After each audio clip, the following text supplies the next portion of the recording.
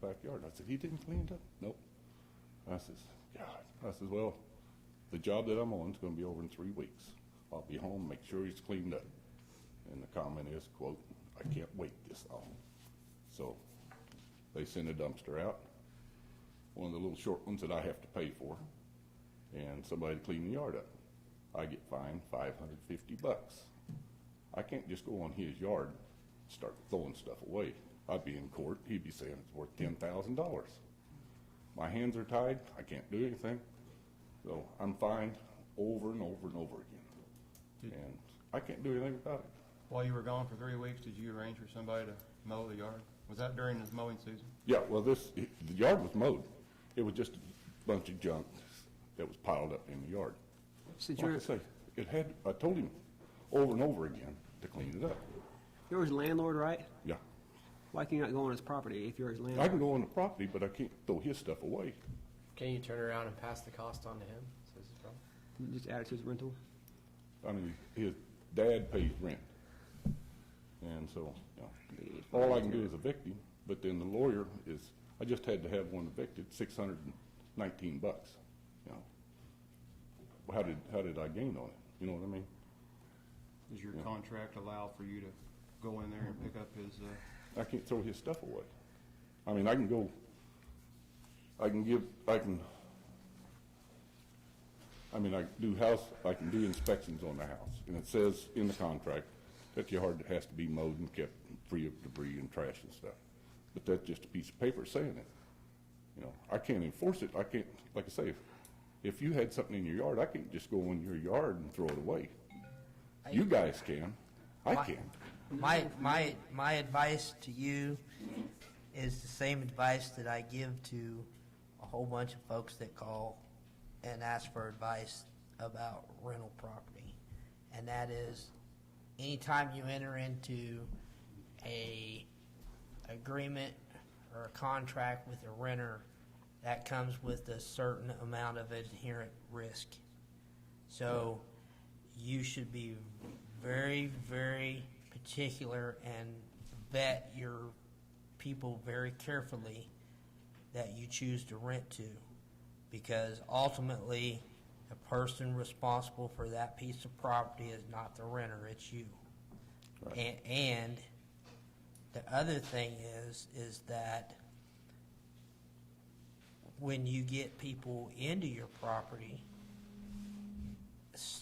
there's a lot of times that it takes many, many steps and many, many dollars to get them out. Right, right. And I'm sure that you're probably more versed in that than I am. Yeah.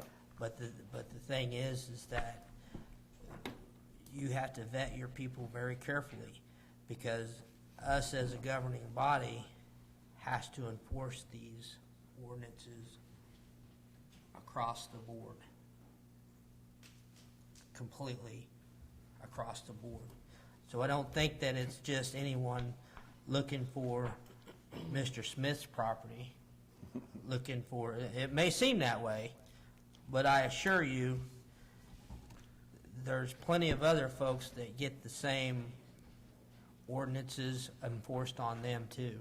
And if you have any question about that, go back and look at the past few commission meetings. That won't take very hard to figure out that you're not the only one. But my point is that it's enforced equally upon everyone. It's enforced upon me and all these gentlemen up here and all these folks out here if they live inside the city limits. The main thing that we are striving to get is just simple voluntary compliance. And I feel for you, and I understand I'm starting to sound like Bill Clinton. I feel your pain, but I understand where you're coming from. But you also have to understand that we have to enforce those ordinances across the board. That's my thoughts on that. I appreciate you sharing. Do you have any other? Well, I'm just going to say we're you know, we tore down so many houses. And, Yes, we have. I really have a problem with a lot of the houses that they're tearing down. And, you know, we're never going to get those houses back. Your grandkids will never see those come back. Once it's gone, it's going to be gone forever. And if you've noticed on First Street, well, I fixed one of the houses up there, but then the house next door, they fixed it up. Then a house that I was forced to sell because I didn't have time to fix it, like they wanted to force onto me. I didn't have time. I just bought 6 houses, and they wouldn't give me time to work on them. So I was forced to sell one, and so he's got it fixed up. Now, these are older houses, so we saved some. Okay, and some of them that, the one on, that really comes to mind is the one on Reed and 10th. It used to belong to Charlie Victory's mother. Yeah. This house is super nice inside, super nice. Not anymore. Yeah, and that's my problem. And I had a real estate agent stop and ask me about it. We have a house over there. Wanted to know if I knew anything about it, so I told her that, you know, that Charlie Victory's had passed away and it belonged to some of his relation or whatever. And to talk to them, then talk to the city about giving you time to work on it. And this was a real estate agent, so she had the money and the power to fix it, right? And so it went to the auction for taxes, and they were told, you know, that it had to blight against it and all this and that and everything, and basically talked everybody out of buying it. And so the city bought it for $65. And I thought, well, they're going to fix it up, make a nice house, double car garage plus another garage. And really wasn't anything wrong with it. The side of it, the house next door burnt, melted siding. And so they had fire practice with it. $50,000 home, we burned it up. So how did we gain? You know, no more taxes. We got paid to tear it down, and then we got an empty lot to go forever. We lost. How did we gain? That house, I would have loved to have it, but I didn't want to fight with everybody to fix it up. You know what I mean? If somebody's working on a house and they're making a showing, leave them alone, let them go. Let them fix the house up. Once it's gone, it's gone. You see what I'm saying? Thank you, Mr. Smith. Thank you. Don't we have a program that we were trying to get started, or something that would take houses like this and try to take care of them where there was? Under one city manager, we were trying to do that.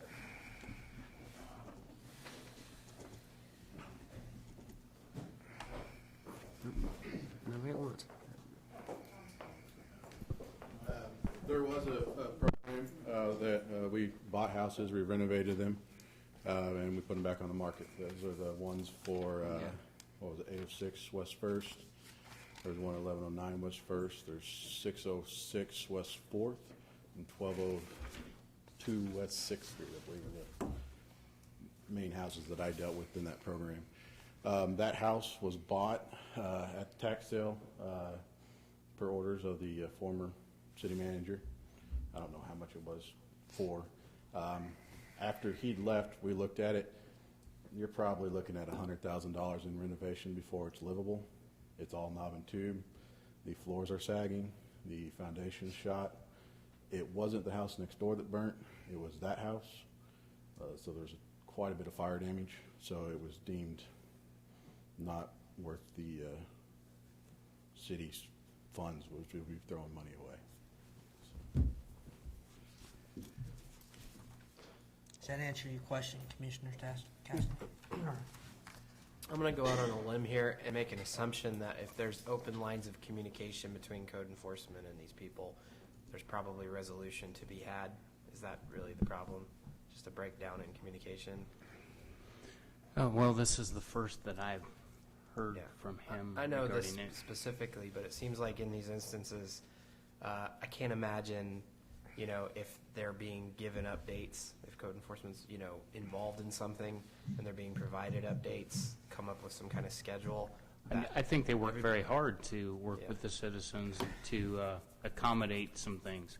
I tell you, I don't know the specifics Yeah. of this conversation, but I know that they go out of their way to make things work for citizens. I want to assume that that's the case and encourage people to keep lines of communication open. I imagine, if they don't get any response, obviously the consequence is strong in that instance, but. Well, if we don't get response, then we have to follow through Sure, with sure. what our ordinances tell us to do. I will tell you that from my experience in being the senior,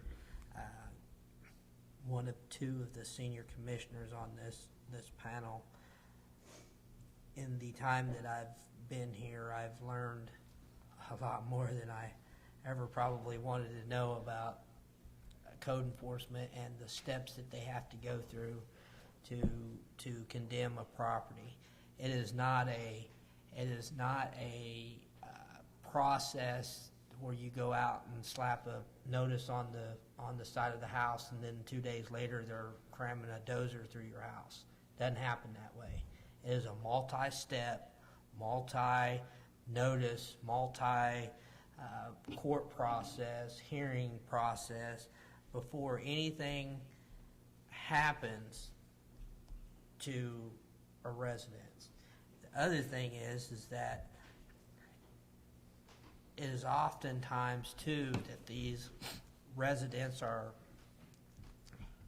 placarded and went through the court process, and then they sit there for months and months until the funding becomes available to do something with those houses.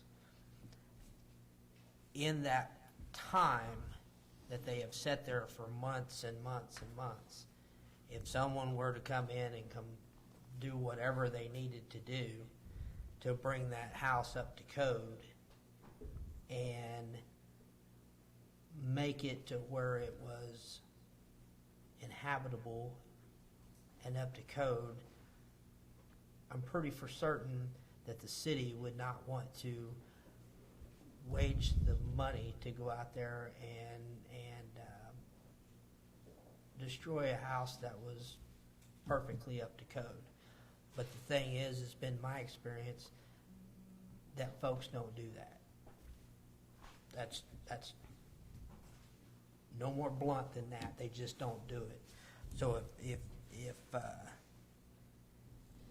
at some point, like I said and have said before, there's other people that live in these neighborhoods, and these other people don't want to live next door to some of these houses that are blighted. Not because they're bad people, but it's because those houses attract unwanted characters such as rodents, and we'll go on and I'm going on and on. But the thing is that folks don't want to live next to these houses. I understand Mr. Smith's plight. I agree that the city should have an open communications with these people. We need to do everything that we can to try to encourage people to bring their houses up to the code and so on and so forth. But at some point, you have to be willing to draw the line and pull the trigger if you need to, and that's what we've done, and we've gotten good at it, unfortunately. And it's very unfortunately that we've had to get good at it, but that's where we're at.